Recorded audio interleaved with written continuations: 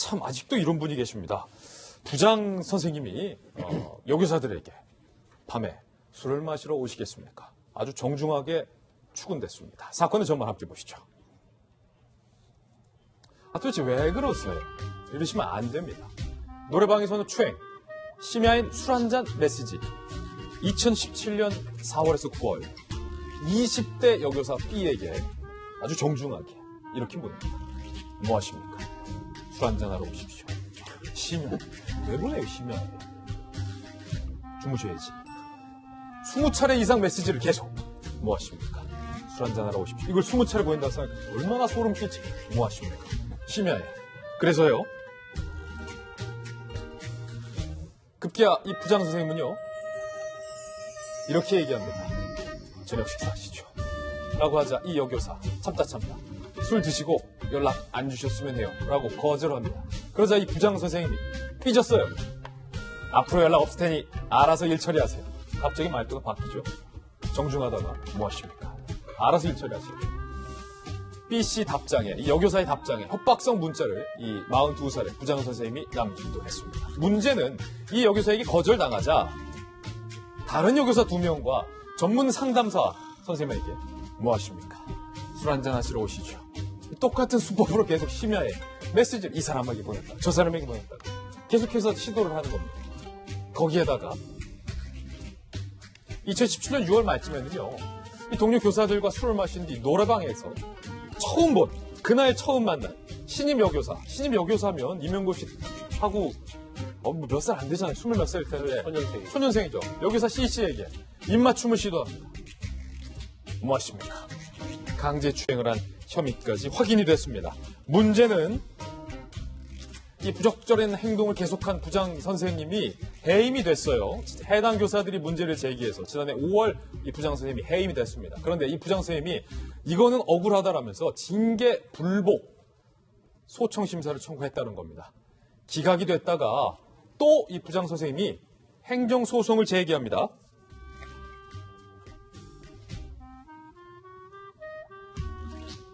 부장 선생님이 이렇게 얘기합니다. 입맞춤 시도는 나의 친근함의 표시입니다. 그리고 제가 문자 보낸 건 직원들의 단합 차원. 뭐 하십니까? 술 한잔 하고 싶습니다. 단합용이라는 거예요. 재판 과정에서 이렇게 변명을 했다는 겁니다. 재판부는요. 하지만 냉정했습니다. 비위 행위로 인한 징계 처분이 마땅하다. 입맞춤 시도는 강제추행 행위에 해당한다. 상급자 지위를 이용해 부적절한 문자를 보낸 것도 인정이 된다라면서 법원은 전혀 이 부장 선생님의 해명에 대해서 납득을 하지 않았습니다. 백준영 팀장님, 만약에 제가 자정에 백 팀장님이 뭐 하십니까? 술 한잔 오십시오. 라고 했다면 뭐 전혀 문제가 안 됐을 텐데 부장 선생님이 상급자가 20대 여기사들에게 심야에 20차례 넘게 뭐 하십니까? 이건 문제가 된다는 거예요. 굉장히 부적절한 행동이고요. 개념이 없는 이제 행동이지요. 지금 부장교사라고 하는 부분은 제가 이제 고등학교 강의도 가끔 갑니다만은 보통 중학교, 고등학교 부장교사는 어떤 직위에 있냐면 50대 초중반이고요. 또 교사로서 상당히 어떤 그 경륜이 있는 분이에요.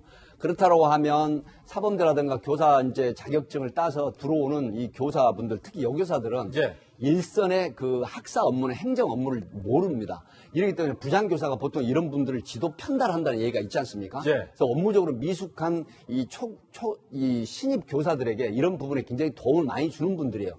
그러니까 보시면 한두 분에게 그런 게 아니에요. 그러니까 이제 이 신입, 소위 말하면 이제 일반적으로 햇병아리 교사라고 하지 않습니까? 근데 이런 교사분들은 업무적으로 굉장히 물어볼 말이 많기 때문에 부장교사, 부장 선생님의 눈치를 좀 많이 보게 돼요. 하늘 같은 존재죠. 그렇죠. 그렇기 때문에 이 신입 여교사들은 부장 교사를 향해서 정말 친절하게 대하고 할 수밖에 없잖아요. 그런데 제발 좀 착각을 안 했으면 좋겠어요. 이 20대 여교사가 부장 교사 정도 되는 분에게 정말 미소를 짓고 친절하게 대한 건 그분에게 업무를 배우고 또 상급자로서 대우를, 에티켓을 애우를 해드리는 거거든요. 근데 혹여 내가 어떻게 할 수도 있다. 나를 좋아하는 게 아닌가 하는 착각이 일반적으로 있을 수가 있습니다. 제발, 아니, 퇴근을 하고 있는 분에게 12시 넘어서 뭐 하세요? 그 묻는 자체가 정말 너무 황당하잖아요. 문자도 하지 마라. 그러면 이 사생활 침해 아니겠어요? 그런데 또 회식이 끝나고 노래방에 가서 강제적인 입맞춤을 시도를 한다? 이건 성적 자기 결정권의 분명한 침해이거든요. 형사처벌감인데 다행히 이제 해임이 됐는데 결국은 소청도 기각되고 행정소송도 이게 기각이 됐단 말이죠.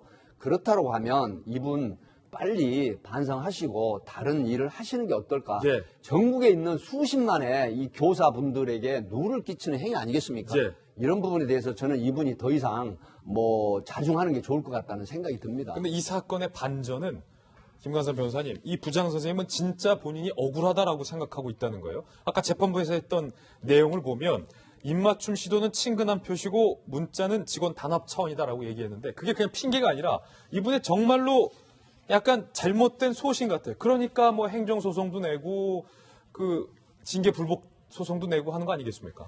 아마 이 소송을 제기를 할 때는 본인은 굉장히 합리화했을 거예요. 예.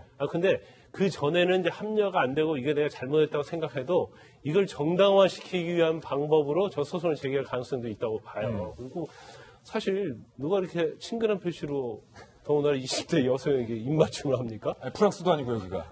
프랑스도 안 해요. 아니 아주 친한 경우에는 그렇죠. 간단한 입맞춤이 될 수 있겠지만 서양에서 입맞춤 오는 것이 다 이게 전체 인사는 아니거든요. 예. 더군다나 심해 상습적으로 그때 문자를 보내는 것 자체가 그거 아주 부적절하다 볼 수 있고 근데 모르겠어요. 이제 강제추행을 고소를 했는지 안 했는지 모르겠어요. 그런데 고소를 안 했다고 하면 그건 굉장히 이 교무부장을 봐준 거예요. 봐준 거다. 해당 그렇죠. 여자 강제추행으로 선생님들이. 만약에 고소를 했다고 하면 이걸로 형사처벌을 받으면 당연히 교사할 수 없거든요. 그래서 일단 해임 처분 자체는 정당하다 볼 수 있는데 본인은 그러면 이걸 받아들이고 내가 잘못했구나 이렇게 생각을 하는데 자기를 굉장히 합리화하려다 보니까 마치 저녁에 술 먹자 오는 것은 단합 차원에서 했다.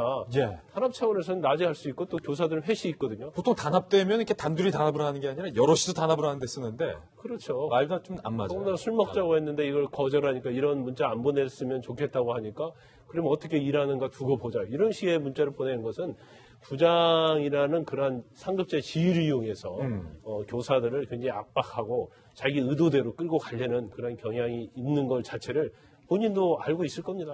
명확하네요. 오늘의 수첩아의 그 마지막 멘트. 네. 제발 친절과 A를 사랑으로 착각하지 마라. 이렇게 말씀드리고 싶습니다. 명언입니다. 친절과 예의는 사랑이 아닙니다. 사랑이 아니다. 두 분과 함께 이야기 나눠봤습니다. 감사합니다.